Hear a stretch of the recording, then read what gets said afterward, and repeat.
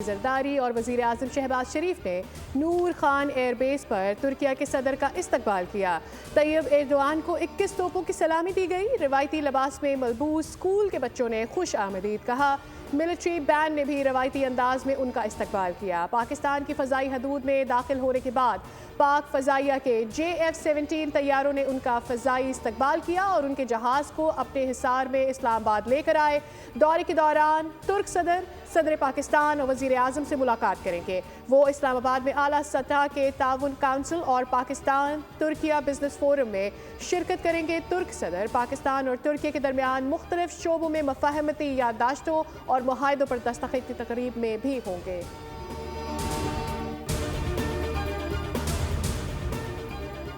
सदर ममलिकत ने supreme court के 6 जजों की तकर्री की मंजूरी दे दी। वजारत कानून ने सुप्रीम कोर्ट के 6 मुस्तकिल जजों का नोटिफिकेशन जारी कर दिया। नोटिफिकेशन के मुताबिक justice Hashim Kakar, justice Mohammad Shafi Siddiqui, justice Salahuddin Panwar, justice Shakeel Ahmad, justice Amir Farooq और justice Ishtiaq Ibrahim supreme court के जजेस होंगे। जस्टिस सरफराज डोगर कायम मकाम chief justice Islamabad high court तैनात। जस्टिस मियां गुल हसन औरंगजेब को सुप्रीम कोर्ट का कायम मकाम जज मुकर्रर कर दिया गया। बलूचिस्तान, सिंध, पेशावर, इस्लामाबाद हाई कोर्ट के कायम मकाम चीफ जस्टिस के तकर्रुर का नोटिफिकेशन जारी।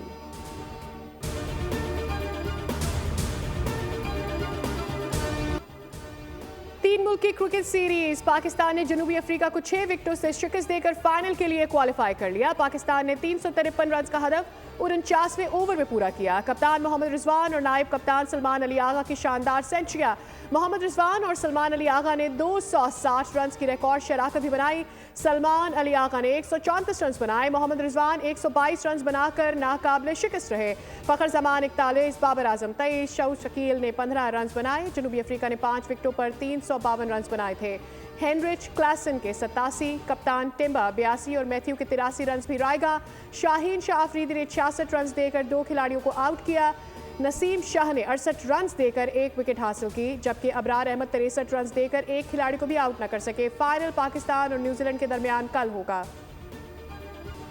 नौजवानों का पाक फौज से मजबूत रिश्ता है। फौज और अवाम के दरमियान खलीज की कोशिश हमेशा नाकाम रही और रहेगी। Army chief general Asim Munir की पाकिस्तान की मुख्तलिफ जामियात से आने वाले तलबा से मुलाकात। गुफ्तगू में कहा, हमें अपने मजहब, तहजीब और रिवायात पर फ़ख्र है। पाकिस्तान के आइन का आगाज़ हाकमियत सिर्फ अल्लाह की ही से होता है। ये फितना अल खवारिज किस शरीयत और दीन की बात करते हैं? फितना अल खवारिज को अपनी फरसूदा सोच मुल्क पर कभी मुसल्लत करने नहीं देंगे। खैबर पख्तूनख्वा और बलूचिस्तान के गयूर लोग दहशत गर्दों के खिलाफ खड़े हैं। Army chief general Asim Munir की नौजवानों को पाकिस्तानियत के जज्बे को अपनाने की तलकीन। कहा, नौजवान पाकिस्तान के मुस्तकबिल के रहनुमा हैं। तलबा अपनी तालीम पर खुसूसी तवज्जो दें। ISPR के मुताबिक आर्मी चीफ ने दहशत गर्दी के खिलाफ जंग में कौम की कुर्बानियों को सराहा।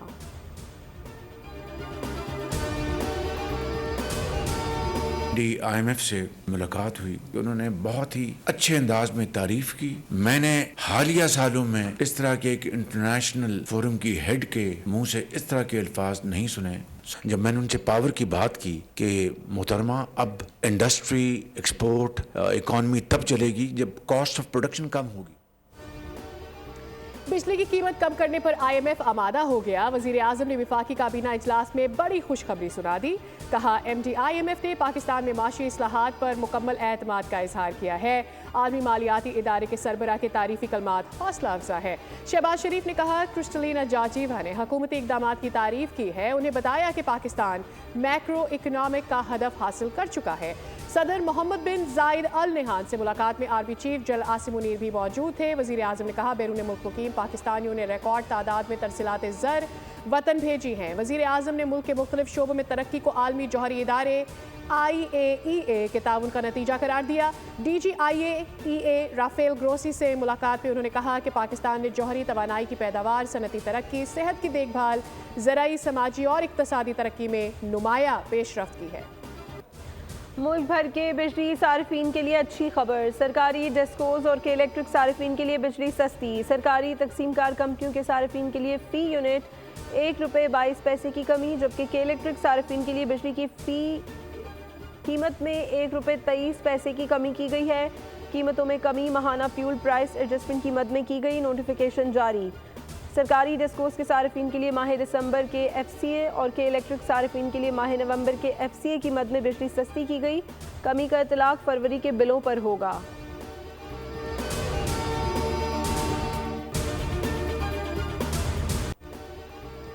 मरियम नवाज ने नवाज शरीफ को पाकिस्तान की तरक्की का ब्रांड करार दे दिया। सदर नून लीग नवाज शरीफ और वजीर आला पंजाब की अरकान पंजाब असम्बली से बातचीत। नवाज शरीफ बोले, बेईमानी के साथ आए हुए शख्स ने मुल्क की बुनियादें हिला दी थी। हमने पाकिस्तान की खातिर मुस्कुराते हुए कुर्बानियाँ दी। आइंदा भी दरेग नहीं करेंगे। माशी अशारियों की बेहतरी पाकिस्तान की बेहतरी है। मईशत में बेहतरी लाकर एक बार फिर पाकिस्तान सवार रहे हैं।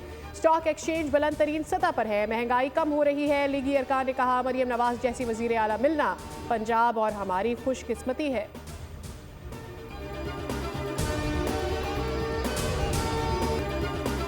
मैं उनकी हुकूमत पर तहफ़्फ़ुज़ात रखता हूँ।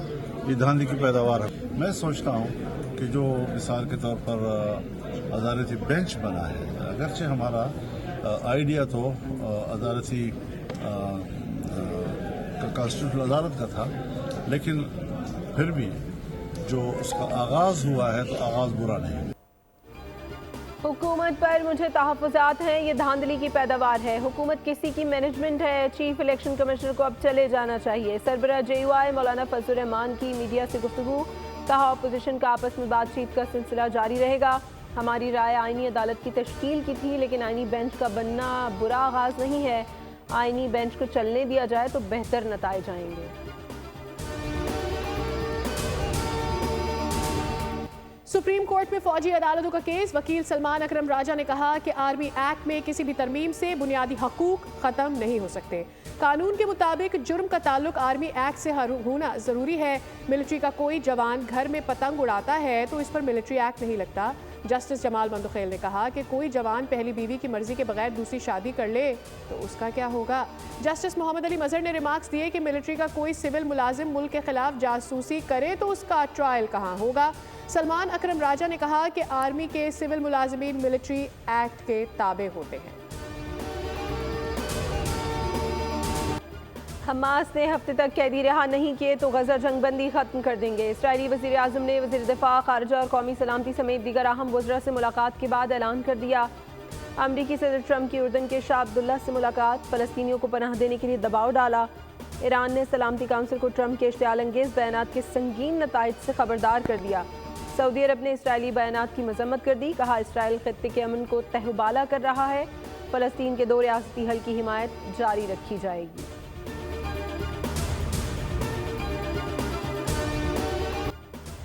बहावलपुर में चोलिस्तान इंटरनेशनल जीप रैली का आगाज। Cholistan jeep rally international mega event 16 फरवरी तक जारी रहेगा।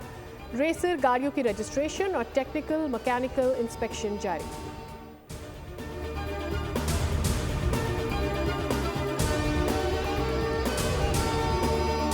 बैनुल-अक़वामी नेज़ाबाजी चैंपियनशिप पाकिस्तान के नाम। 9 मुल्की टूर्नामेंट में टीम पाकिस्तान ने 570 पॉइंट्स के साथ सबको पछाड़ दिया।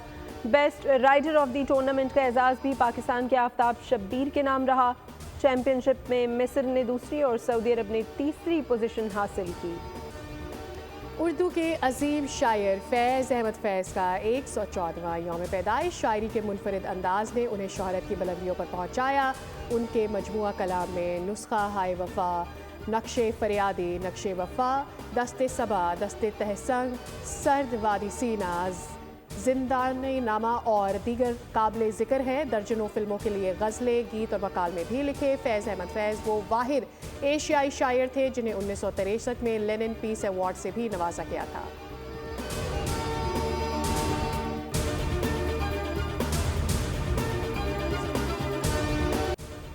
और मौसीकी के दीवाने हो जाएं तैयार। म्यूजिकल फिल्म स्नो वाइट की रिलीज में चंद हफ्ते बाकी। सुरों के रंग बिखेरती फिल्म 21 मार्च को रिलीज की जाएगी।